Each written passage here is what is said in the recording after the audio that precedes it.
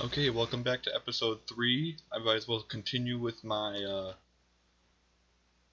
what is it? My world showcase, I'll call it. Um, we left off here last time. Hopefully everything will load in.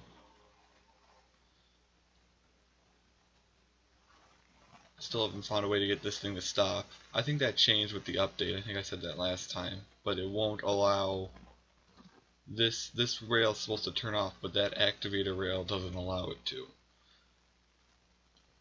But I think now I'll actually go into some houses, because I'm sure you're all wondering, if you even watch this series, what most of these are. This is a tribute to Sky Does Minecraft. I was big into him back a year or two ago, and I just decided, I mean, it's a nice building, so why bother taking it down? But these chests, before the update, again, like because they wiped my chest, used to be filled with renamed like gold ingots, butter blocks. Over here used to contain squids that you would flick this. It's broken, great. You would flick this, it would open, and there'd be a lava pit and the squid would fall into it. It was like a torture chamber for squids. Over here is a tribute to the Diamond Minecart, which I do watch regularly. Normally Dr. Trioris would be in here. Grim. I don't have the texture pack, but Grim would be in here, the dog. There used to be Trioris' laptop. And he always tried to get out, so I had to put in this failsafe, because he can't get out the steel door. So I had to lock him in here, because he always ran around like a crazy person. Like kinda go out this way. And like Dan TDM, I always have trouble with the doors. What else is there?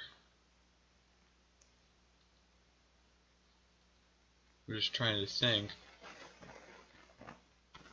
As of right now, that is really it. So what I think I'm going to do is I'm going to switch over to my other world, which I've been working on, and you'll see what's become of that. Doors pack.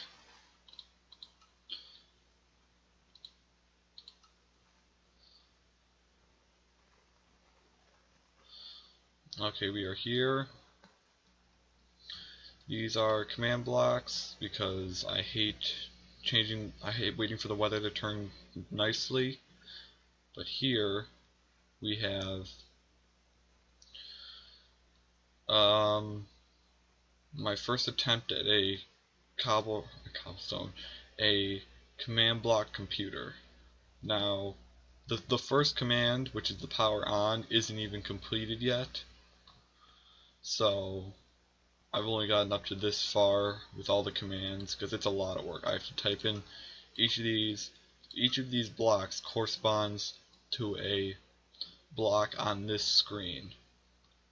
And then if I make a second command, or I make the first command, this block here, which is 204.177, will be same here and the same here for each and every one in that row.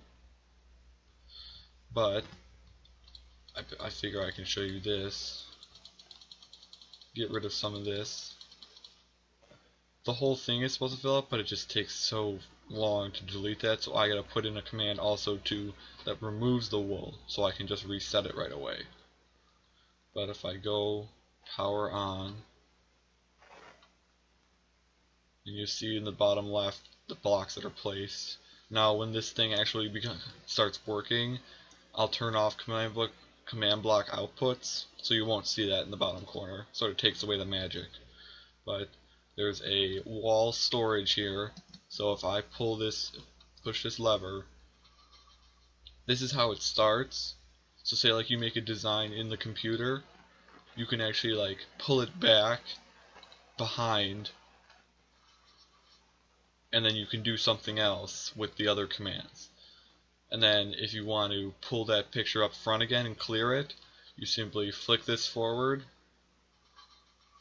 and then you would hit the reset button, which would clear it, and it would be open for something else to do.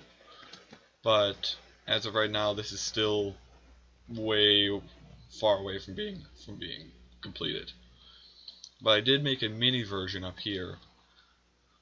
So white is reset, so that's where it is right now. This is a small example. There's only 9 blocks, but there's three commands. The reset, command 2, I believe, is the top command that you saw up here. And command 3 is actually the middle command. And then this is for command 2, which is on top, because it's a loop, so it will never cancel officially, so I have to put in a failsafe. But let's see, let's throw command 3, which just spawns in a pattern, which is real nice. You can reset it, and we can go to command 2. You can watch it go around. I might implement this into my... Oh, that's on. I might implement this actual pattern into my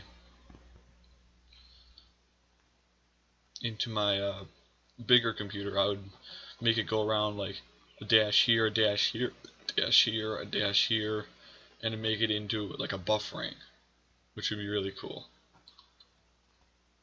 But that's got to go around one more time, and it cuts it off. And then if you wanted to, I think it's just really cool. And some other people might not, but I don't. It doesn't really matter to me. I started to pretty up this village, as you've seen with my first world. Just some hedges, just to make sure if I ever do turn on the normal mode for some reason, I will the villagers will be protected. And I don't know if you can hear them, but they are based on the Sphax is based on the villagers are based on Star Wars. So the little, I don't even know what they're called. Someone's gonna kill me in the comments for that. But and here is my pristine house. There was actually a small this was all wood. The quartz was wood, and the brick was stone. And I just replaced all of it. But this was actually 2 houses back to back, so I broke this wall and made it into this. Got a brewing area with a cauldron, barriers, OP sword. Got my armor set, bookcases. If I go up here, I got my enchanting room for renaming stuff.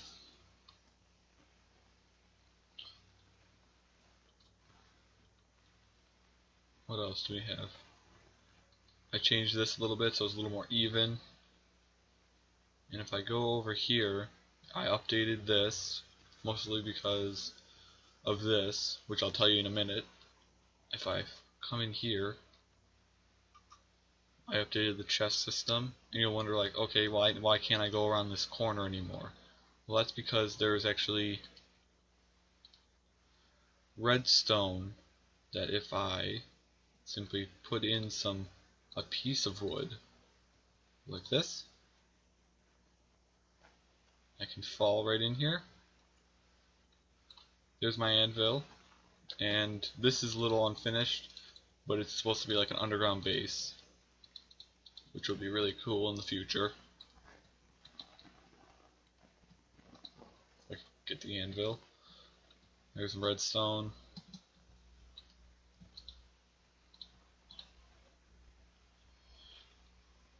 And that's about it. That's all I'm doing in this world. If I get enough requests again, I will do a